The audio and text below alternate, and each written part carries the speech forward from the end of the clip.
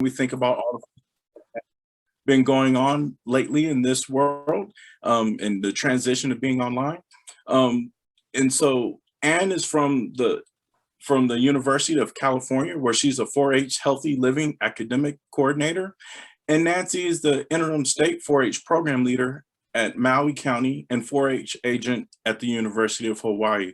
So without further ado, I'll send it over to Nancy. Thank you, Philip. And just give me 1 second to get all of my screens in order here.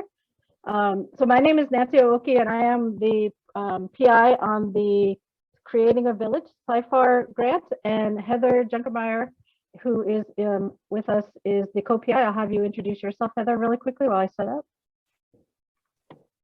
Heather Greenwood Junkermeyer. I'm also in Maui County, and I bring an intergenerational lens to this project. Thank you. Okay, so as I said, our program is called Creating a Village, and today we're going to talk about 3 things related to technology. The first one is we have created a website where we can track program progress. We had to work with our volunteers when we moved to an online platform to make sure that they were ready to work in that format. And then we made sure that we were incorporating technology to make sure that the participants that were in the program were engaged. So I'm going to start out talking a little bit about the program because you kind of need the background to understand how we came up with the website that we were using. So it is a multi-level educational approach.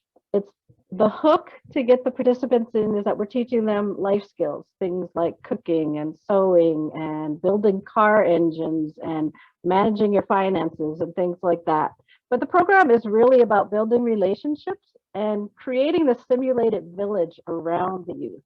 So because a lot of at-risk youth don't have that format and that structure, especially as they're moving into adulthood, we're kind of creating that for them. So we have what we call teen mentors, and these are upper high school or first-year college students that act as sort of a liaison between the older adults in the program and the middle school participants. We have an adult partner that works with the teen mentors through a youth-adult partnership to deliver the program. And then we bring in community experts as volunteers to teach the basic instructional material, like the cooking and the sewing. And so that is kind of the structure. Within that, as we deliver these topics, we have a basic format where we start with basic things that the youth would need. So kind of taking care of themselves, mental health, physical activity, nutrition. And we expand it a little bit to make sure that their environments, immediate environment is what they need. So how to get a house, how to plan for your education, how to get a job.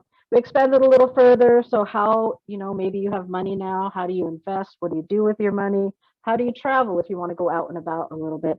And then we extend it out into the community. So things like volunteering and community service. And then within each of those, we've tied it to the 4 H's of head, heart, hands, and health. So each area has 4 different topics connected with head, heart, hands, and health. And so this is the URL for the website, but I do have screenshots, so you don't need to actually go there. So as I said, we have the topics that they learn, and then we have the head, heart, hands, and health. And what we decided to do was create that into a puzzle. So in addition to learning all these topics, the youth's end goal is to put together the puzzle of an adult through these pieces.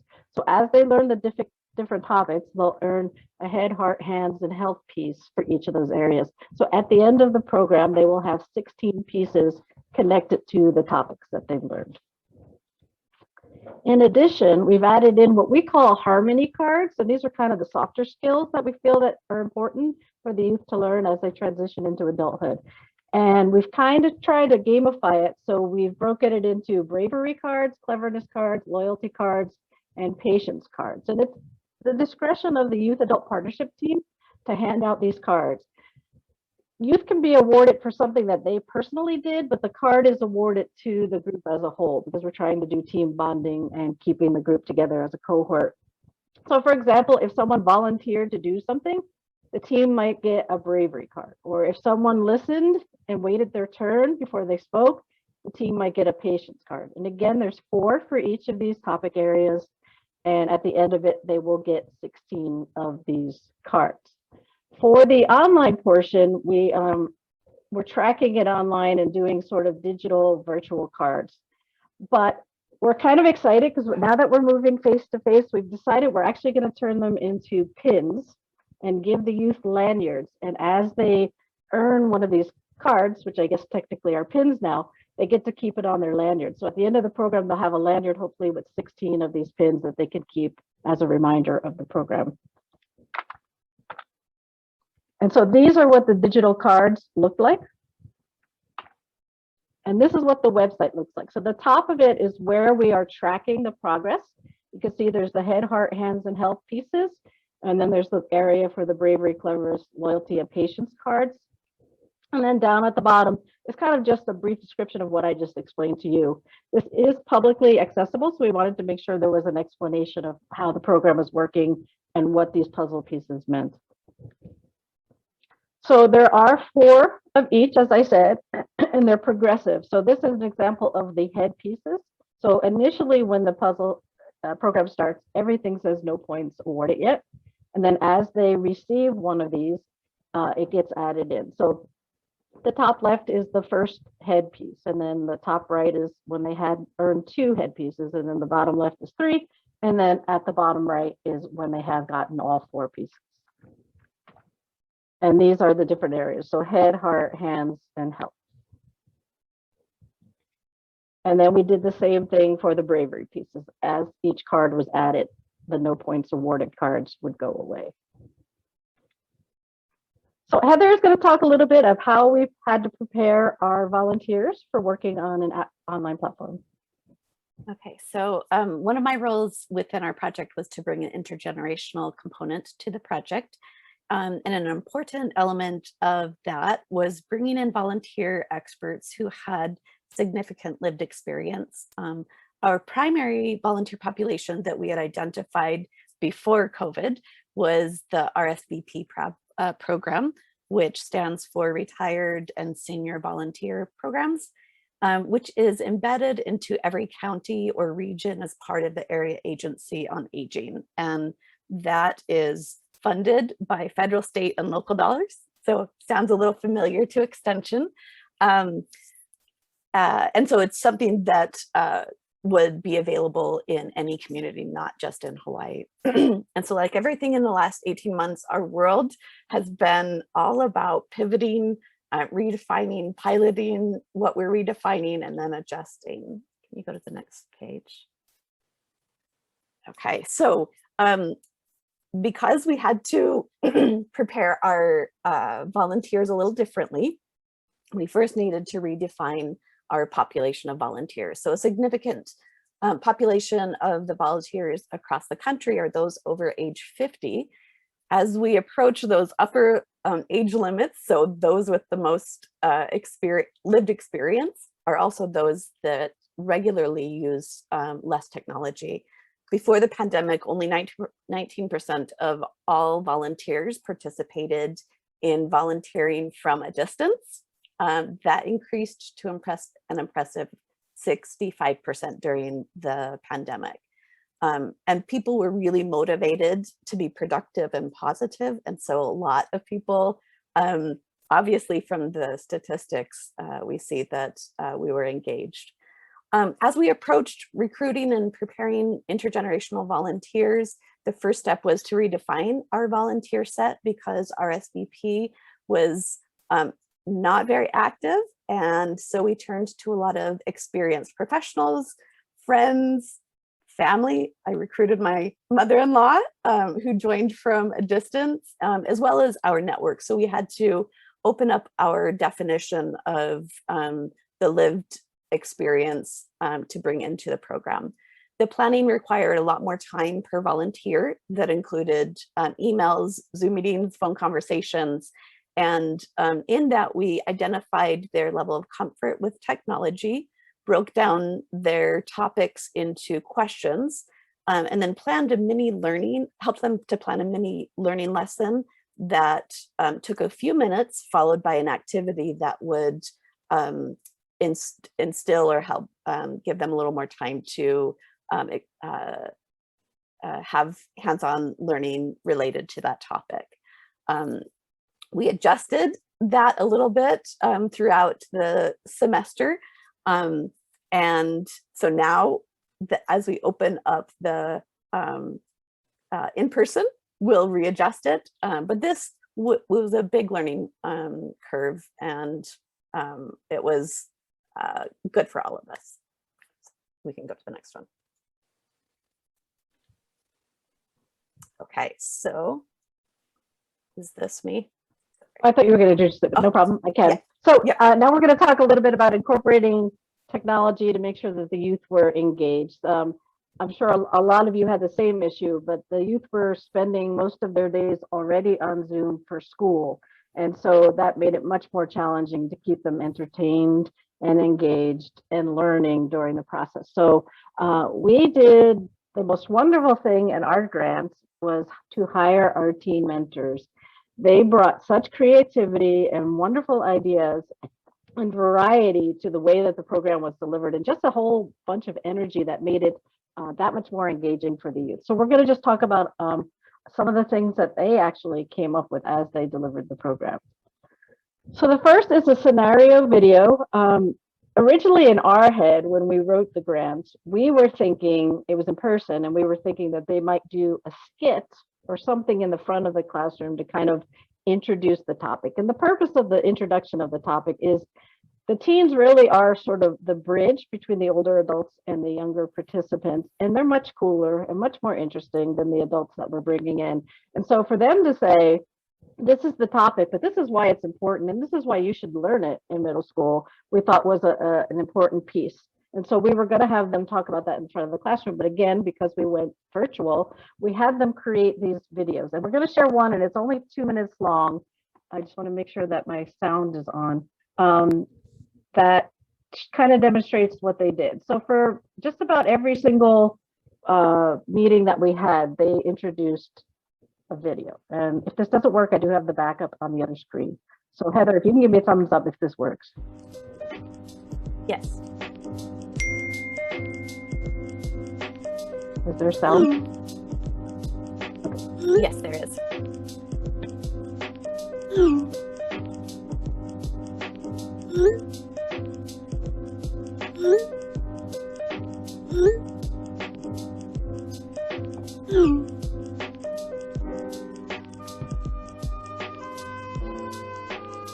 So, what's been stressing you out? I don't know, kind of everything. School, having to take care of my siblings, no sports this year, and worst of all, not seeing you guys every day. But we're seeing each other now, and we could do more Zoom calls in the future. It's not the same though. You guys made my classes so much easier to manage.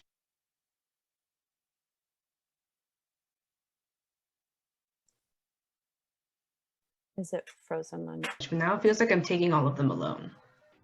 I mean, I talked to a counselor at the beginning of the year when I was getting really stressed, and she said it's really important to learn stress management because you'll get more stress in high school and even more in college. I don't think I'm prepared to go to high school if that's the case. But that's why we'll learn about stress management together, and we'll get super good at it so that you'll feel prepared when the time comes. Is it even worth the effort? It feels kind of hopeless right now. I mean, you said it yourself. It's easier to get through things with your friends, so don't worry. Plus, I'm pretty sure we all need to learn about this. It'd be great if they taught this sort of thing in a program. That'd be a lot easier. Oh wait, there is one. Let's go check it out.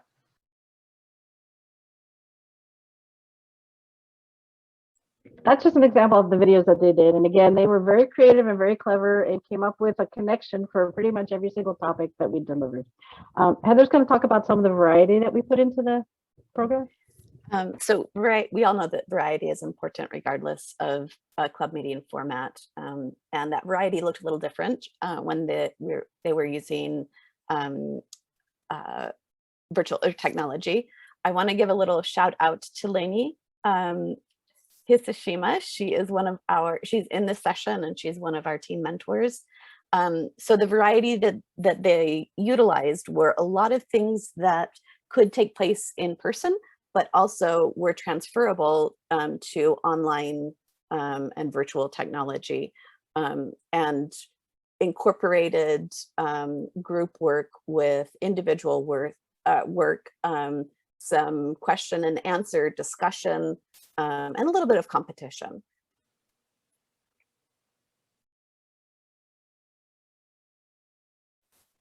Some of the innovation that they also included was they tried to match up whatever game it was that they were playing with the topic and made sure that it kind of was also a refresher of what they just learned, or kind of an introduction to what they were going to learn. And so they did a really good job of tying everything together. So for example, Never Have I Ever is a pretty generic game. It could be whatever you want, but in this time we were talking about education options for the youth. And so the questions were all centered around school, such as never ever have I fallen asleep on the school bus, or never ever have I had to go to the health room. And then the find items in your room game, the topic was emergency preparedness. So they had the youth leave their cameras for a second and go find some band-aids, or go find a flashlight, or go find chapstick. The who do you call was when we were talking about home maintenance and repair. So they would ask questions about problems in the house, and then the answers would be a plumber or an electrician or an exterminator. And then the word search we did when it was a gardening meeting, and it was a word search about fruits and veggies. And I was going to just really quickly share it so that you could see how this would work, but I know we're getting close to the end of our time. So those of you that are familiar with using the annotate feature in Zoom, this is what you would do. You would put this up on the screen and share your screen, and then you would have people turn on the annotate and use a highlighter to highlight the words. So if anybody knows how to do that, if somebody wants to just demonstrate really quickly, I would say the word village is the easiest to find. And for those of you that don't, if I can just let you know that if you go to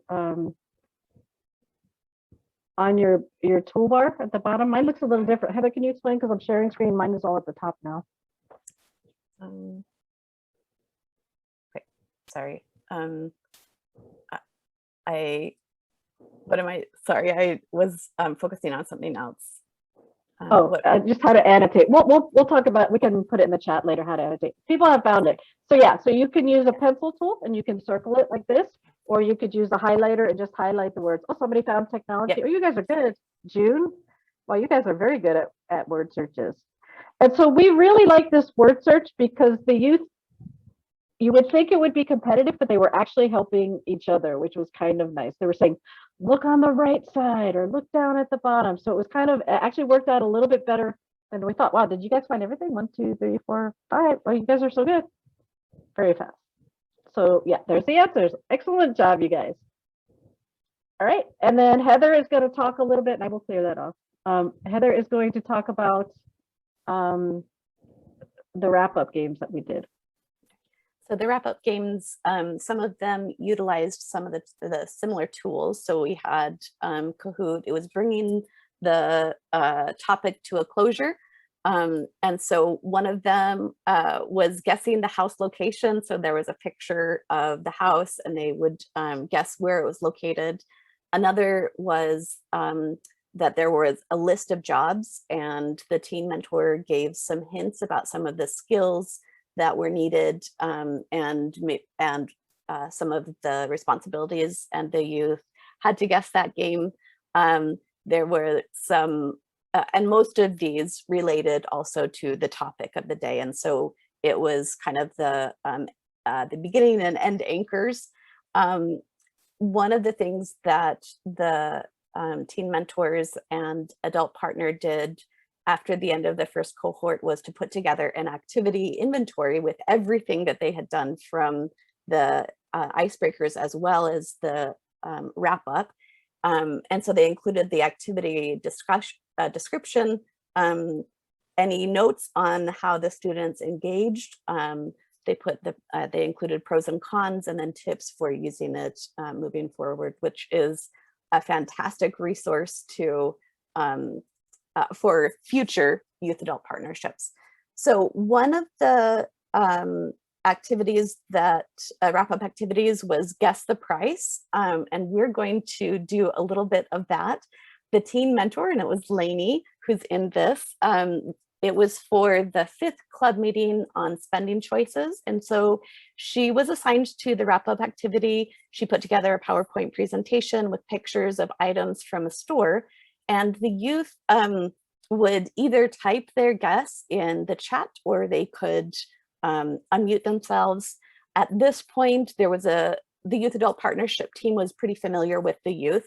So they chose items that youth had varying levels of contact with that, such as a couple of our youth were gamers and loved technology. So one of the items was a Nintendo Switch Lite. And the other items were a can of soup. So kids who are helping with the groceries were a little more familiar with that. Banana, toilet paper, and PS5 game. And so for, let's go to the next one. I'm going to have the group either unmute yourself or put in the chat, and I'm going to have you guess the price in Hawaii of 1 gallon of milk. You can either press, okay, we have $4.99, $5.99, $8, $6.99. Okay, excellent. I purchased my last gallon yesterday for $5.99, which is actually a good price. Excellent. Okay, let's go to the next one. I love fresh fennel. Any ideas on how much fresh fennel would cost per pound?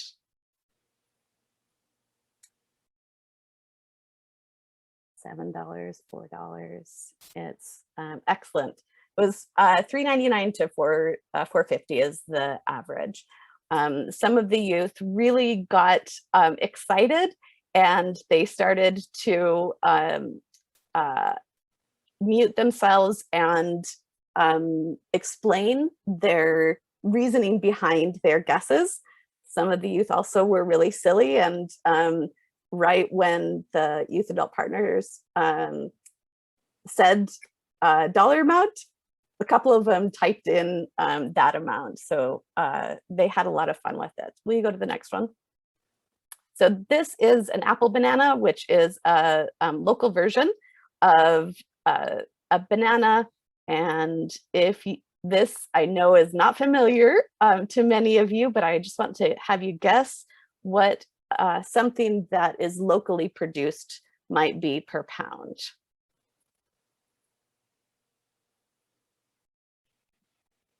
Getting close, $3.29 a pound. So I really liked this wrap up because it helped the youth to look at the difference between what they had in mind and what the reality was. Okay.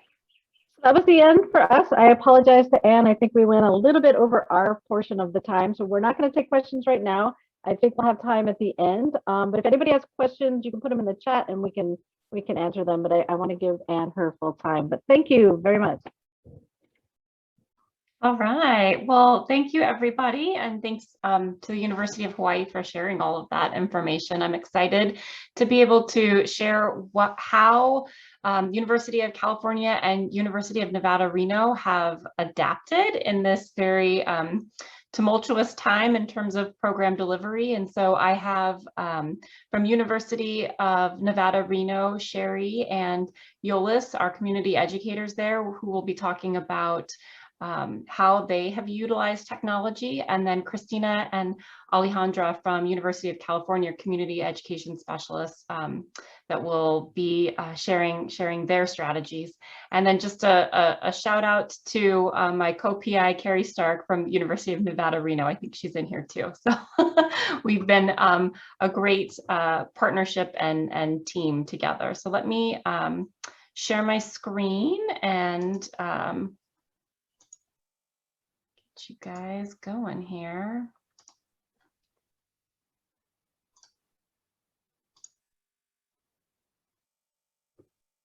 All right. So I think we're going to start, Sherry and Yolis, with Nevada. Thank you, Anne. My name is Sherry. I am with the UNR Extension in Las Vegas, and with Yolis Carrera, we have started to grow a snack program, Student Nutrition Advisory Council Club. We started with our first one. So I'm just going to go over a few of the tools that I used with Yolise, and then she'll fill in all the other ones that she was able to come in through. So I mainly dealt with Kahoot, which is a game-based learning virtual platform that engages the heart, hand, and mind. Many of the schools already use them. We were able to incorporate it into our data collection with formative assessments, but we could use it as pre and post surveys or evaluations for the kids. We could have the kids work together to create their own Kahoots for the program, and we did that quite often. So next slide, please. We were able to get into Whiteboard, which is a new program that Kahoot has offered. And we had the students do programs that they would like to offer other students. You can see an example of one of our students' whiteboards. I was able to download it into a PDF so we could go back into it anytime we wanted to. Next slide, please. The reports were mainly the big thing that we used Kahoot for. I was able to make it so there was no identifiable marks, so we had no children's names, but we were able to get any topic that the kids worked on. We were able to see if we could go back and build on them. So the reports and the data collection for formative assessment really gave us some great insights on how the students were improving or struggling in the program. We were able to create those based on that. Next slide, please. So starting a Kahoot is very easy. We have been able to have it branded with our extension logo. We did mainly challenges, which I was able to use without a deadline, and able to put a nickname generator on, so students' names were not used. But they could also be used with our PowerPoint presentations, Wakelet, many other programs that are accessible from the school. So we were able to combine them all. If you have never tried a Kahoot, I will be putting the link in the chat for one to try so you can see the options. And now I'm going to turn it over to my snack partner, Miss Carrera. Good morning. Thank you so much, Sherry. Well, another program that we used was SurveyMonkey. SurveyMonkey is now known as Momative, right, Sherry? They changed the name? Momative, yeah. Yeah, Momative. So we use SurveyMonkey to create surveys, quizzes, and polls. And the way we collected data was by using a web link. Can you change the next slide, Anne? Thank you. So how we use SurveyMonkey in Snack Club. So I would create a survey or poll regarding the students' likings, and we would copy and paste it onto Google Meets. And the students would be able to click on that specific link, and it'll take them and they'll be able to fill it out. And once everyone was finished, we would all analyze the results together as a class, and the students really enjoyed that because they got to see everyone's responses, but it was all anonymous. None of the students' information was linked. And next slide, please. And another program that we used was Google Slides. And the students really liked this because with SurveyMonkey, I would also ask them what type of activities they would like to do. And a lot of the kids really liked creating PowerPoint. So Google Slides was a perfect opportunity for the kids to get together and talk about and work together in Google Meets. And so the students would select a topic, create a topic on Google Slides, and once they were finished, the students were able to present it on Google Meets. So before we started our Google Meets, we would also use Google Jamboard. And with Google Jamboard, the students were able to talk, draw, put all their ideas together and just form, like, for example, I put a picture there of a brainstorming idea for their last presentation for Snack Club, and all of the students wrote what they wanted to do for Snack Club, and that's how they got all their ideas to put together their Google Slides. Next slide.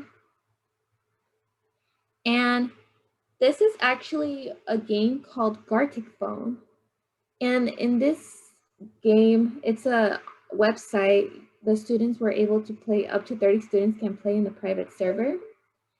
And so what I would do is I would create a private link and invite the students in their chats, and they would all click and log in, and we would just draw, like, for example, here in the picture, you would write a sentence, like I wrote, eating apples is healthy, and a student would draw that, and all the students would guess, and a lot of the students had a lot of fun because they were able to draw and get creative with it regarding a specific topic that we chose. And that is it. Thank you. Thanks so much. So now we're going to hear from another one of our sites in El Dorado County, from Christina and Alejandra. Yes, thank you, everyone. So my name is Christina Luquin, and like Anne mentioned, I'm an educator here in California. We are located in South Lake Tahoe. And first up, we will have my colleague Alejandra. She's going to talk to you all about one of the online apps that we found to be able to interact with our youth. So Alejandra, take it away. Thank you, Christina. Hi, everyone. Yeah, so Nearpod for us has been a very useful resource. If you can see here, students will get a code and they will be able to go into a lesson, and it's free for teachers. And obviously, if you want more features, then you do have to get a quote and pay for it. And can you click one more time, please? Yeah, thank you. So this is what we also shared with some of our teachers when we created lessons. We would share with them the link, and they were able to show this to their students. Next, Anne. And so right here, you can see these are some of the lessons that we have. And then where you see reports is where you can get all the information. So for example, for Ms. Turpining's class, we did a sump with them, and we have to do a survey.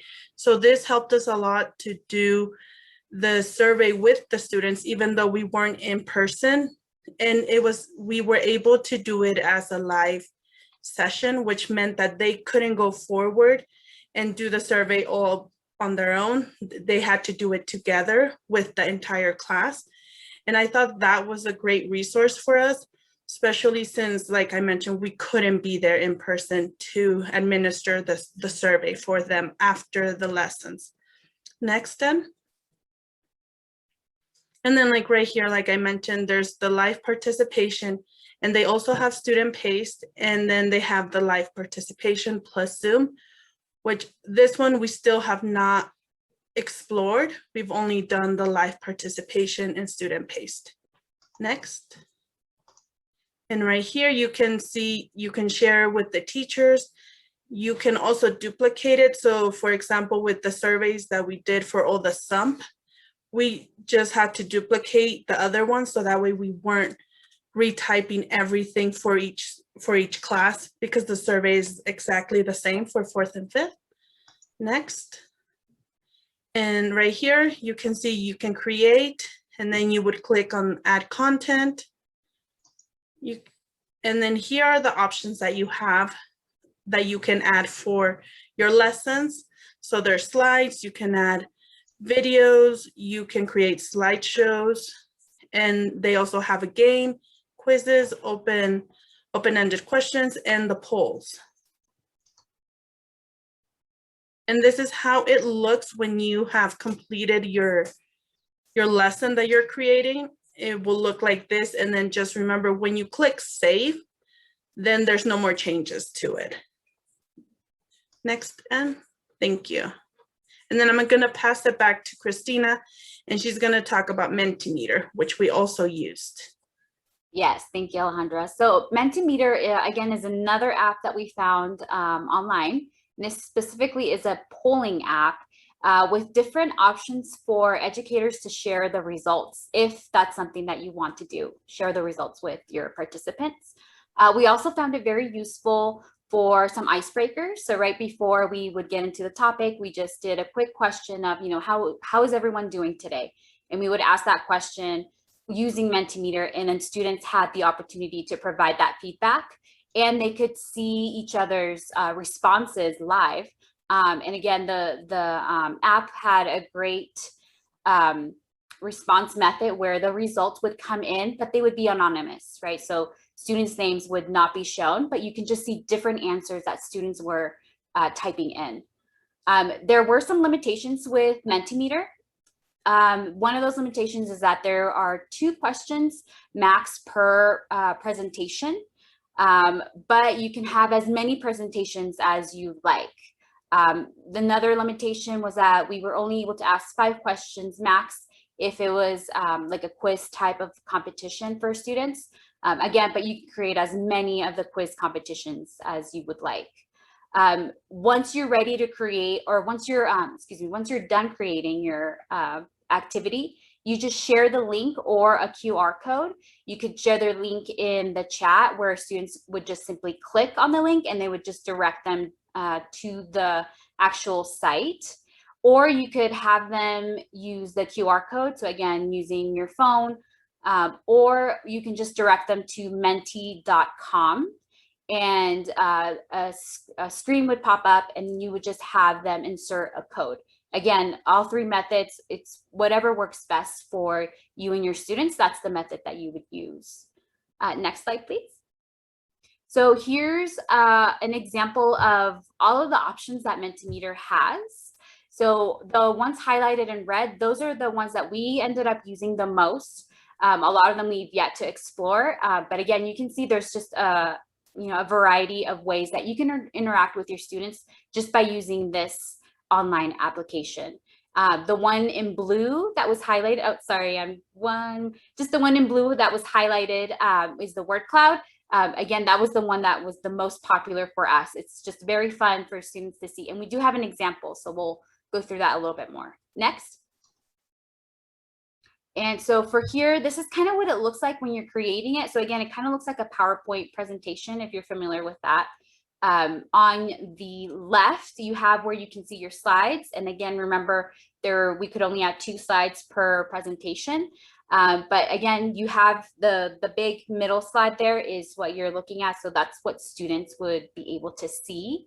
And then on the right, if we start at the very top, you have those 2 red circles there. So that's kind of how you would share. So once you have your codes, and so this is where you would get your codes. And then the blue button is your present. So that's when you are ready to present the results to the student. So you click on that and it gives you a live version of, as the results are coming in. So you share your screen and the students can see with you what's popping up. And then at the bottom, you just have what your question is going to be, how many entries per participant. So you have control of that. You can also include images for your question. And then there's an option of if you want students to submit more than one time. Next slide, please. And so again, this is kind of what that share button looks like. So you come up with this window. And again, like I said, you have your code, your QR code that students can use. You have your the direct link that you can put in the chat for students to just click on, or you can just type in menti.com and then you share the voting code. Next slide, please. So here's just a great example of what the word cloud looks like. So again, it's just a very fun way to explore different answers. And again, this is more of a fun question. So this would be more of an icebreaker of what are you looking forward to this summer? And then students just type in their answer, and they can see it live. So it pops up and it morphs into different shapes as students put in answers. Next slide. And if you were interested in saving your results, if this was more of a serious question and you're interested in collecting that, there's a way that you can save that for yourself. Next slide. And then just lastly, this might be the most classic, most basic way of interacting with your students. That's through PowerPoint. But sometimes we can just overlook many of these. Again, we were able to create games for them just by using PowerPoint. So here's 2 of those games that we used with them. So this is Pick an Apple. For that game, you have a lot of trigger objects, which means that once you click on a certain object, then another screen pops up. In this case, it would be like another slide for us. And each of these apples had a question related to the topic that the students had already gone through. And we were able to just do a fun review, fun review game for them with that. The bottom one with the green squares this is more of a matching game. So again, you have trigger objects here. So depending on where you click, you can have, or you can show what's behind the boxes. And then at the very top, it's a classic would you rather game. So again, we just had a fun, just creating some animations where we would ask students, would you rather eat fruits or eat vegetables? And then this doesn't show it, but you actually do not have the actions yet. But yeah, once you click on them, you just have them pick. And then lastly, we also were able to do My Plate Yoga. And again, this was just a fun way for them to spell My Plate with their bodies and get some physical activity and some stretching with them. So again, very simple PowerPoints. So thank you. Great. Thank you so much. And we've got 2 minutes left for questions from either team. So.